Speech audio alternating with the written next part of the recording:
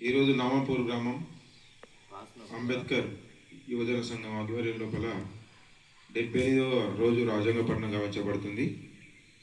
ఈరోజు చదువుకున్న article 98. Parliament యొక్క ప్రతి సదనానికి వేరువేరుగా సచివాలయ సిబ్బంది ఉండవలెను.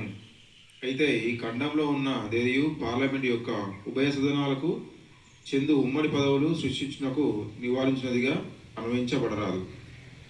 98.2 పార్లమెంట్ యొక్క ఉభయ సదనాల సచివాలయ సిబ్బంది యొక్క భర్తీని మరియు ఆ సిబ్బందిలో నియమించబడిన వ్యక్తుల సేవా షరతులను పార్లమెంటు శాసనం ద్వారా క్రమబద్ధం చేయవచ్చును.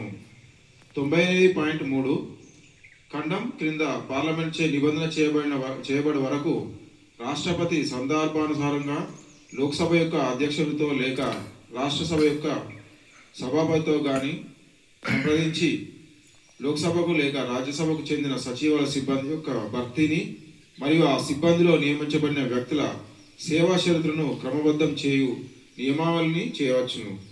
మరియు అట్లా చేయబడిన నియమావళి సదరు ఖండం కింద చేయబడి ఏదేని శాసనం యొక్క నిబంధనలకు ఆజ్ఞాధీనమై ప్రభావము కలిగి ఉండవలను.